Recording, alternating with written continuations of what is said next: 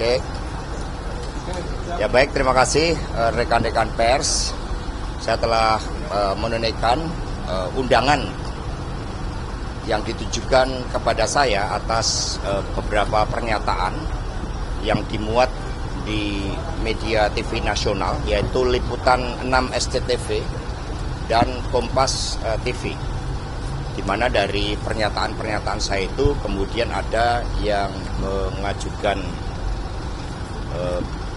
pengajuan ke aparat penegak hukum karena diduga pernyataan saya itu merupakan suatu bentuk penghasutan yang membuat adanya tindak pidana dan juga adanya suatu berita-berita bohong yang diduga kemudian berita bohong itu menciptakan kerusuhan. Padahal sebagai sekjen partai politik, yaitu PDI Perjuangan, kami selalu menyuarakan tertib hukum, membangun budaya hukum.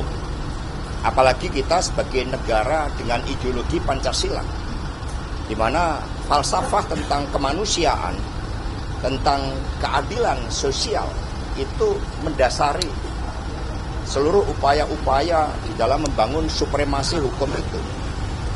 Karena republik ini dibangun dari suatu mimpi untuk melepaskan diri dari berbagai keterjajahan kita.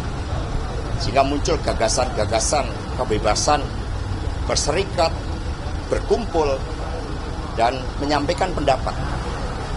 Dan para pendiri bangsa kita karena perjuangannya itu kemudian dikenakan hukum-hukum kolonial. Sehingga seperti Bung Karno, Bung Hatta harus dipenjara, harus dibuang demi cita-cita itu. Karena itulah ketika menjalankan tugas memberikan keterangan, bagi saya sebagai kader partai ini adalah suatu ritual ya, kehidupan politik seorang kader yang harus berani menegakkan hukum, berani menyuarakan kebenaran.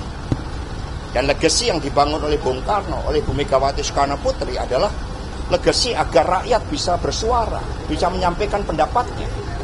Dan partai politik punya tugas untuk menyerap aspirasi dan menyuarakan pendapatnya itu.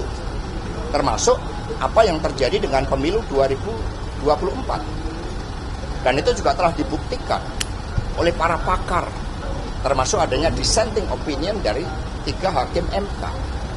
Yang semuanya pernyataan-pernyataan saya ini menjadi suatu landasan di dalam proses hukum yang dilakukan di Mahkamah Konstitusi. Sehingga saya memberikan keterangan dengan sebaik-baiknya, dengan sejujur-jujurnya. Dan kemudian karena yang saya sampaikan ini terkait juga dengan produk jurnalistik yang diatur dengan undang-undang pers, dan kebebasan pers itu merupakan bagian dari amanat reformasi yang kita perjuangkan dengan susah payah oleh mahasiswa. Terutama kalau kita lihat sejarah reformasi oleh Bu Megawati Soekarno Putri, yang kemudian keliling ke seluruh Indonesia mendengarkan suara rakyat yang saat itu tidak bisa bersuara. Dan itulah yang kami lakukan di dalam menjaga demokrasi dan supremasi hukum itu. Nah, untuk selanjutnya kepada penasihat hukum saya, baik dari Bung Patra maupun dari Badan Bantuan Hukum dan Advokasi Rakyat, kami persilahkan. Saya juga mengucapkan terima kasih, ini Bung Benny Ramdhani datang, dan juga teman-teman untuk memberikan suatu spirit kepada saya. Silakan. Ini nih dari Anda dulu. Silakan. Maju Pak, maju. Ada 2 yang perlu disampaikan. Pemeriksaan ini dilakukan oleh 4 penyidik. Penyidik pada saat bertanya kepada Pak Hasto menyampaikan bahwa undangan hari ini adalah undangan klarifikasi yang tidak wajib dihadiri. Saya ulang, undangan klarifikasi yang tidak wajib. Namun karena Pak Hasto ingin memberi contoh bahwa Pak Hasto adalah warga negara, sekjen partai yang menaati hukum, maka hadir sekarang. Ya. Apa yang dituduhkan, apa yang dilaporkan, ada 3 pasal. Yang pertama pasal 160 KUHP yang digunakan pemerintah Hindia Belanda kolonial untuk menjerat para pemimpin kita pada waktu itu. Hadzai artikelen, pasal-pasal penyebar kebencian. Yang kedua, pasal 28 dan pasal 45A Undang-Undang ITE. Sebagaimana Pak Hasto sampaikan bahwa karena ini adalah produk jurnalisme, untuk menghormati hukum, penyidik mempersilahkan kita untuk Pak Hasto ke Dewan Pers terlebih dahulu. Oleh karenanya, mengapa hanya 4 pertanyaan? Jadi, ini sekali lagi adalah hak Pak Hasto untuk menyuarakan kebenaran, termasuk kecurangan pemilu yang sudah menjadi pertimbangan Hakim Majelis Konstitusi di 3 dissenting opinion. Ya, jadi itu kenapa.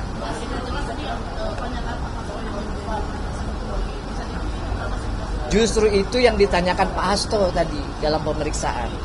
Sebelum melanjutkan, Pak Hasto tadi bertanya malah klarifikasi pernyataan apa yang katanya menghasut, pernyataan apa yang katanya membuat keonaran. Justru kita bertanya ke sini. Nah, namun seperti yang saya sampaikan, di garis bawahi ini tidak wajib hadir, tapi Pak Hasto hadir pagi ini.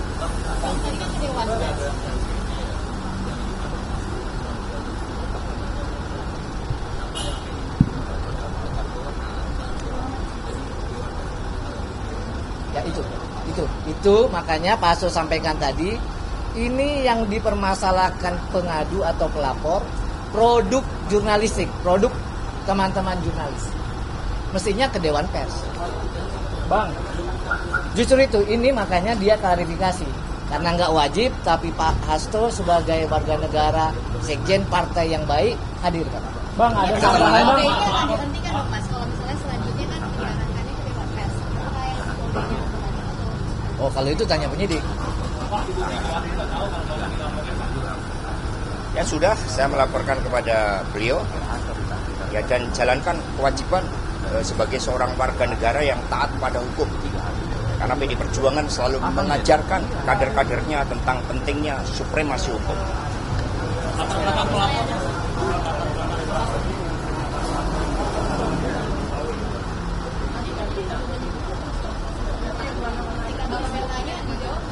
Justru laporannya kan, kita baca laporannya. Laporannya ini kan kaitannya dengan kecurangan pemilu, katanya pernyataan.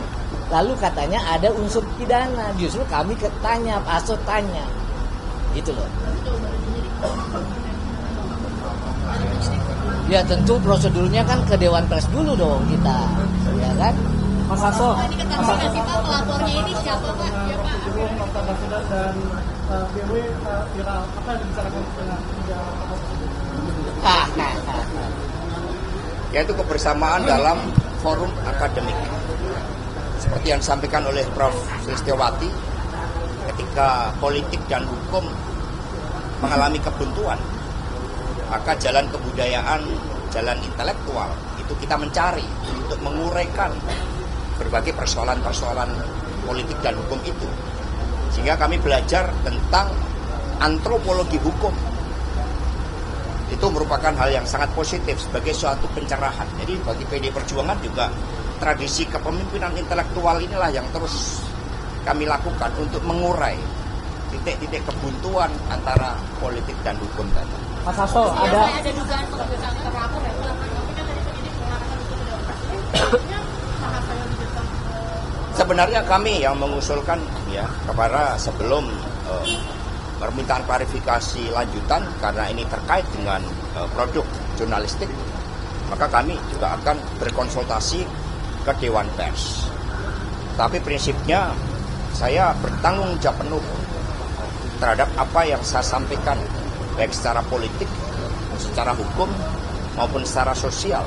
Dan tidak ada suatu pernyataan-pernyataan yang saya sampaikan yang bertujuan, bermaksud, menghasut, menggerakkan orang di muka umum untuk melakukan tindak pidana, apalagi juga menciptakan suatu kerusuhan. Kalau misalnya ada dugaan pembunuhan, Mas, siapa yang kira-kira sebagai Ya namanya dugaan biasa di dalam kehidupan politik.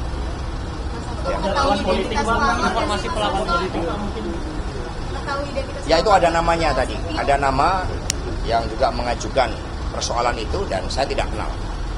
Tapi saya hadir dan memberikan keterangan sebaik-baiknya, sejujur-jujur. Mas Hasto, ada sanggahan terhadap 3 pasal yang disangkakan, Mas? Ada sanggahan terhadap 3 pasal yang disangkakan? Ya tentu, karena kami berbicara kan juga berdasarkan pendapat para pakar, termasuk rekan-rekan pers, pendapat para mahasiswa, yang semua kami dengarkan dan kemudian kami suarakan. Juga pendapat dari kalangan seniman, budayawan, MK, ya semua merupakan bagian karena rasa cinta terhadap kebenaran itu.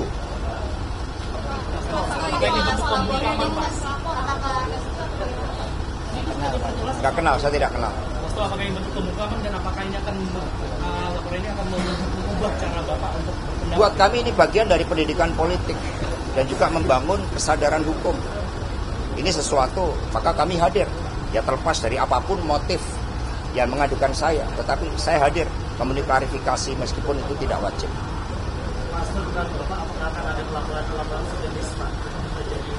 Ya itu dinamika kehidupan, ya kita lihat.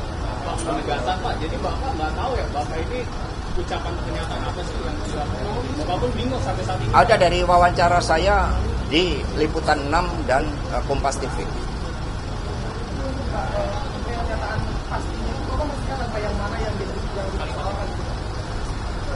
Ya, semua sudah jelas. Maka tadi kami sebutkan itu dari wawancara saya pada tanggal 16 Maret di Liputan 6 SCTV dan kemudian di Kompas TV kalau tidak salah tanggal 26 Maret. Dan kemudian itu dikaitkan ketika ada demo yang terjadi kerusuhan membakar ban, kira-kira seperti itu.